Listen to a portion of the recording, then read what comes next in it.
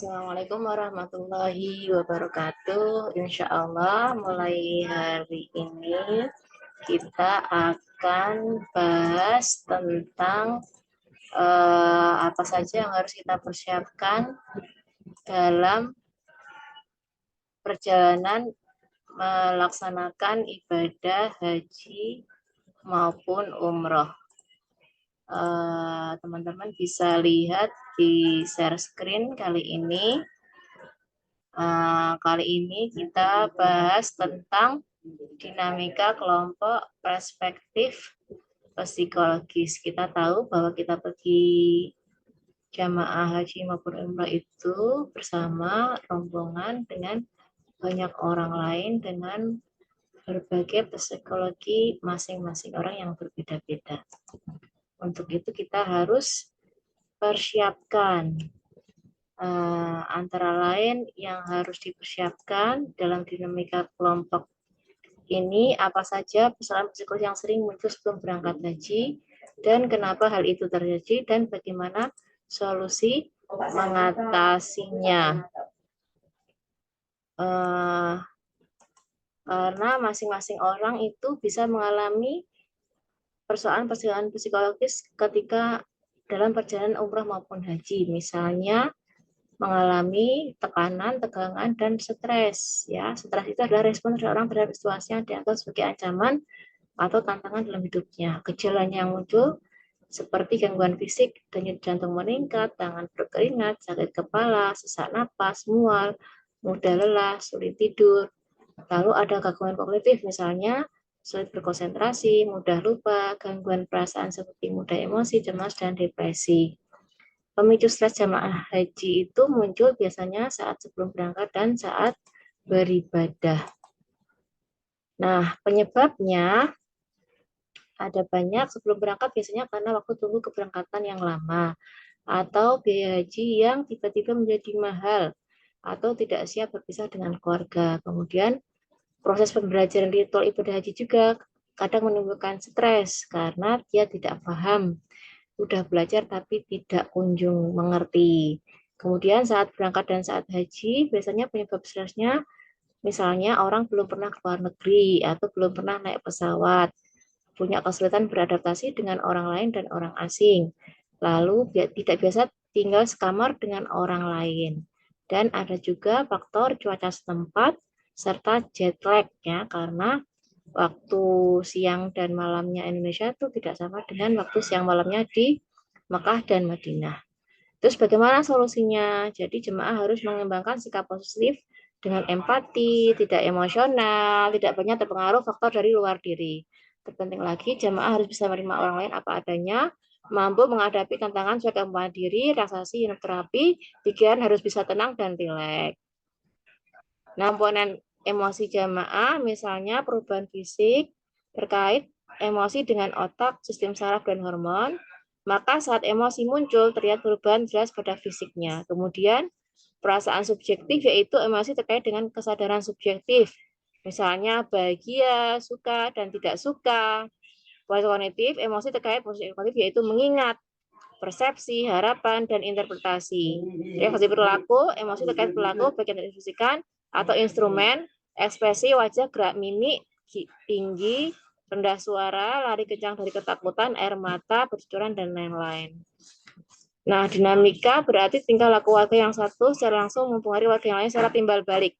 Dinamika berarti artinya interaksi dan interdependensi antara anggota kelompok yang satu dengan anggota kelompok secara keseluruhan. Dinamika kelompok adalah kekuatan yang saling mempengaruhi hubungan sebab akibat yang ada dalam kelompok serta kekuatan interaksional dalam kelompok yang ditata dan dilakukan oleh untuk mencapai tujuan para anggota. Nah, ada suatu cara untuk melatih ini dinamika kelompok dengan menggambar bersama.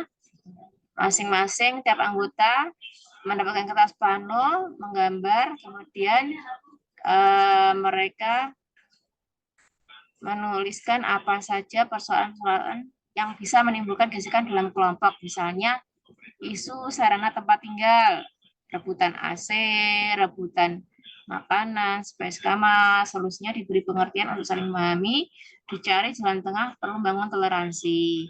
Kemudian makanan, misalnya kehabisan, berarti pentingnya kebersamaan. Isu ketergantungan, persoalannya misalnya pasar bawaan, maka solusinya perlu menjadwal piket.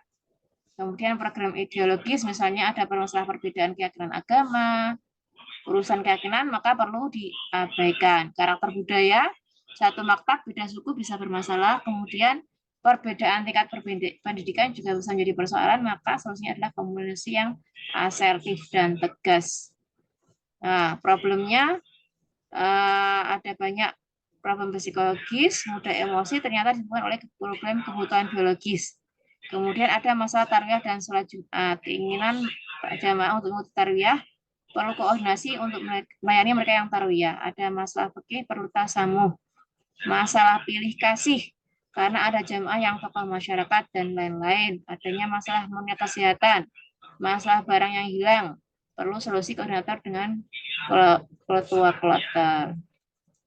Solusi mengatasi kegesekan kelompok. Jadi berbeda individu karena jemaah haji berasal dari berbagai macam latar belakang, pemahaman keagamaan, sosial, kelas, pekerjaan, umur. Setiap orang unik dan memiliki kebutuhan dan kekurangan masing-masing. Untuk pengayaan, untuk empati bisa dilihat dari Kurt Lewin, ahli psikologi sosial, mengembangkan konsep dinamika kelompok dengan sensitivity untuk empati, yaitu kemampuan individu untuk meraba, merasakan perasaan dan pikiran orang lain yang pasti berbeda dengan pendapatnya sendiri. Pelatihan sensitivitas dikembangkan agar peserta dapat meningkatkan kesadaran dan perasaan terhadap reaksi emosi dalam dirinya dan orang lain serta konsekuensinya. Perlunya memperhatikan dinamika kelompok positif. Kita perlu memfasilitasi manajemen konflik dan pengambilan keputusan dengan mengajak setiap individu dalam kelompok tidak memikirkan dirinya sendiri, tapi juga berkooperasi, berkomunikasi secara tulus demi kepentingan kelompok. Kita sebenarnya bisa merasakan jika kelompok berdinamika positif, setiap anggota kelompok bisa berkomentar apa saja, pengambilan keputusan secara kolektif, dan masing-masing anggota kelompok peduli terhadap kinerja temannya. Pemimpin perlu mempelajari dan mengenali peran-peran informal yang disatukan dalam kelompok, meredam yang negatif serta menghidupkan yang positif. Hasil penelitian mengatakan bahwa kelompok yang berdinamika positif 2 kali lebih kreatif dari kelompok rata-rata.